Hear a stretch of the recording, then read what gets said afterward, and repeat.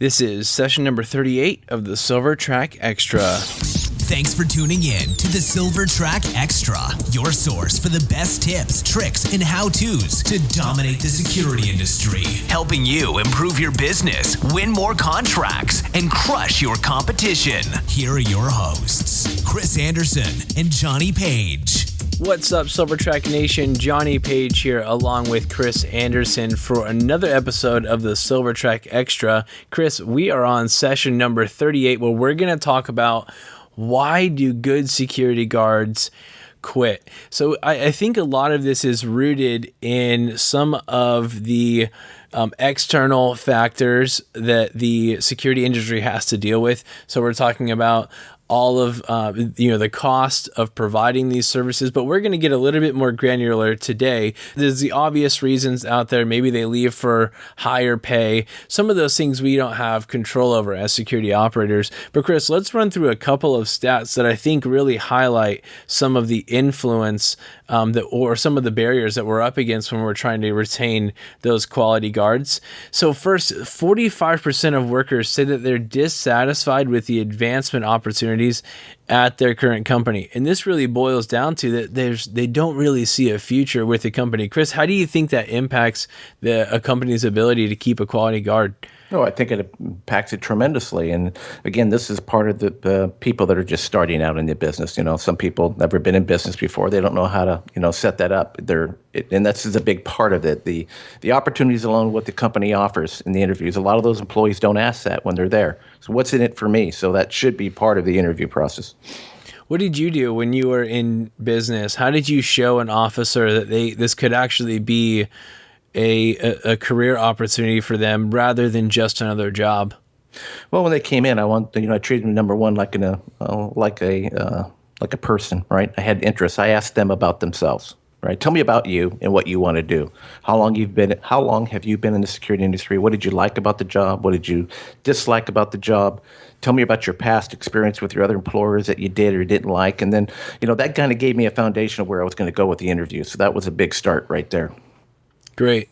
So 39% of people say they didn't or they don't have a positive work-life balance. And I think when we boil this down to the security industry, of course, it's an hourly position. It's not like a lot of these officers are going to take their work home with them. But the biggest area where we can have an impact on the work-life balance for an officer is in the scheduling, right? So if you're working graveyard, it's very difficult to have a quality family life, right, Chris? So if we're doing that long-term, hard to keep a good guard around when the schedule is impacting the way that they have a work-life balance.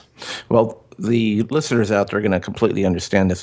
When you're interviewing with an employee, you really have to look. What I did is I looked at the age. Were they young? Was this their first job? Have they ever worked early mornings before? Because that is a tough schedule. And you have to be disciplined enough to know that, hey, you know what? After work, I need to come home and get some sleep, right? A lot of these guys would come home from work and they'd spend up all day running at the beach or surfing, whatever they were doing. And by the time they got to work later on that night, they were tired. They were spent. In the turnover, right? That's why they would quit. So when you're talking to these guys in the very beginning, you need to find out, if you got for an example, if you got an early morning shift, always look towards maybe a family guy that had kids, had more of a responsibility, that prior history, and really like to work. Because some people like to work early mornings. They just love the quiet time being by themselves. So you need to make sure you find that employee when you're dealing, so you can keep that balance. You got to ask them about it. Excellent point, Chris. Well, let's run through 10 different reasons why good officers quit. And I think, Chris, this starts with the failure to unleash their passions or to find a way that the guard can really engage and be passionate about what they're doing. If any human is going to do something for a long period of time, there has to be more in it than just a paycheck, because it does represent such a significant amount of time on our week-to-week schedule. If we're there 40 hours and we're not at all engaged or passionate about what we're doing, it's very difficult to do this year after year, right? Absolutely, John. It can be very exhausting. Second reason why good officers will quit is that they really failed or we really fail to challenge them.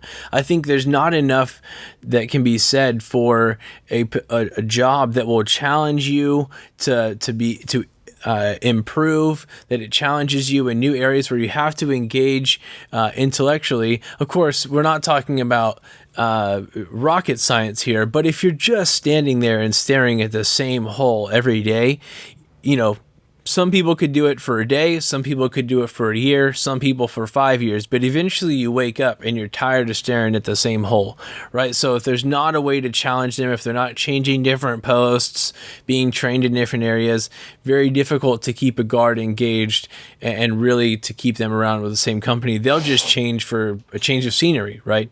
Right. And if you're going to, if we're going to talk about all the things, you got to remember too, you got to get out and talk to them, right? If you're not out talking to them, supervising and walking the post to ask them the questions, you're certainly not going to know what their passions are, right? And what they like about the job or where they would like to go, right? And you can't challenge them unless you're talking to them, right? So in other words, find out what they like to do, what they don't like to do, and then use that to engage your creativity, make them a better employee. Well said. Third is exactly what you just said, Chris, the failure to engage their creativity. If they aren't able to use their past experiences, their time on site to find new ways to contribute to the customer, to find better ways to operate as a company, if they're not able to be creative and sort of think outside of the box and go through that process, really it's difficult to want to stick around when you will have to do that when you're going to work for a new company. You're learning new things. So just a lot of times, even if it's for the same pay, just the change in scenery and the ability to go work for someone else, get to know new people will satisfy that desire to just be creative or to be challenged intellectually. Yep. And I tell my supervisors, go out, walk with the guard, show the guard how to do a good post inspection, right? And then with that, give them the ability to do the same thing. Go out the following night and say, hey, let's go do a post inspection. What would you look for? How would you report this, right? What do you think is the best way? To get them engaged. It's a great way to keep them engaged and show that you care. Plus, you'll be amazed. A lot of these guys will come up with some great ideas. Well, Silvertrac Nation, Chris and I will continue the conversation on what makes quality guards quit after we hear from our amazing sponsors over at Paperless Proposal. So stay tuned and we'll jump right back into our featured conversation. Does your security business need to create business proposals to win clients? Are you frustrated by how much time and resources it takes to create and manage your proposals? If yes, I want to introduce you to Paperless Proposal Software. With Paperless Proposal Software, you can easily create impressive business proposals in minutes, and Paperless Proposal Software allows you to quickly and easily track and manage all of your proposals. Get a free demo at www.paperlessproposal.com/Silvertrac. So, number 4, you failed to develop their skills. If they do view this as a career option, which if it's a quality officer, that is your goal. We talked about this earlier, wanting or providing them a future with the company, showing them that there is the ability to step up and eventually move up the ladder, if you will. We have to be showing them that we'll help them develop their skills. There's got to be opportunity to do that, to show them that we're investing in them as an individual. If we don't do that, the good officers are going to leave and go somewhere that will. Yeah, you have to show them, you have to give them their management ladder, right? Things they need to do, tools that they can, not only tools, but ways they can educate themselves, whether it's an online, like ASIS, right, classes, but show them what they need to do to advance with your company. The 5th reason why good guards will quit is because we failed to give them a voice. And you mentioned this earlier, we've touched on this, and there's a lot of overlap in these 10 items. But if they don't feel heard, they don't feel like their opinion matters, and they don't feel like their engagement is important to you as the owner or the operations manager, then why bother, right? Yeah, and this can tremendously affect your contract. This can hurt you because if you're not out there listening to your guys, a lot of them either want to contribute or there's problems, right? Or there's problems at the account that need to be heard and cleaned up. So you need to make sure that they have a voice either way. Yep. The 6th reason why good security guards will quit is because you failed to care. If they feel like they're just a number, you don't even know their name, or you let alone know what they like, what motivates them. You don't see them as an individual. It's very easy to know when you're a guard that that's how you're seen. So there's no incentive or no reason to stick around, right? If a better opportunity comes up, you're going to be on the first train out the station, right? Yeah, and I've seen this happen with companies that grow pretty quick, get a big contract, and they're trying to get employees out in the field. It's not necessarily they're not saying they don't care, right? A lot of companies, of course, do care, but they fall into that trap of just putting people out in the field, and they forget who they put out there, right? So again, they just put them in a windbreaker, a jacket, and they shove them out there, and they forget about them. So you got to be careful. Yep. Seventh reason why good officers will quit is that we really fail to lead them. And Chris, a great example in what you just mentioned, when that big contract comes up, know what it takes to be out there on the post, understand what they're up against. So sometimes this means, as a supervisor and operations manager, that you work a post and you understand what you're asking. That really contributes to being a quality leader. When you are a quality leader, you attract quality followers, right? And this is how we're talking about retaining these quality security guards. So when they're led, there's a much higher tendency that they will feel connected, feel engaged, and want to stick around. Yeah, a good leader, good supervisor understands his field teams, right? Understands each person's abilities and capabilities. In fact, so when they are on a job for the first time and you do have somebody there that's brand new, that's never worked a job, you have to spend maybe a little more time with them. But again, that's all part of leading and having the employee grow with you. The eighth reason why a good security guard will quit is because you failed to recognize their contributions. Chris, this goes into really understanding what happens on site, right? There's a lot of times where our guards, depending on the nature of the contract, will develop a relationship with the customer. And if that isn't seen and it's not recognized by your supervision, then there can be this disconnect between what you think is happening on site and what's actually going on, right? And so a lot of the retention is now dependent on the actual officer, not so much dependent on your company. And if that's not recognized, a lot of animosity can develop on behalf of the officer, because we all want to be recognized for the contribution we're making to our company, right? We want to feel like we're a part of something bigger than ourselves. So we really need to make sure that we're recognizing exactly what the officer is contributing to our company as a whole.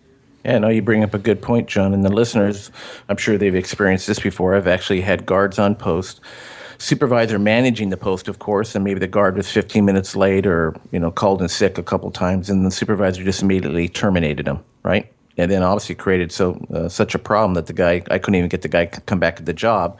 And then I had the client call me 2 days later and go, "We love him. That guy was fantastic. He did all kinds of work. The residents loved him," right? And Yeah.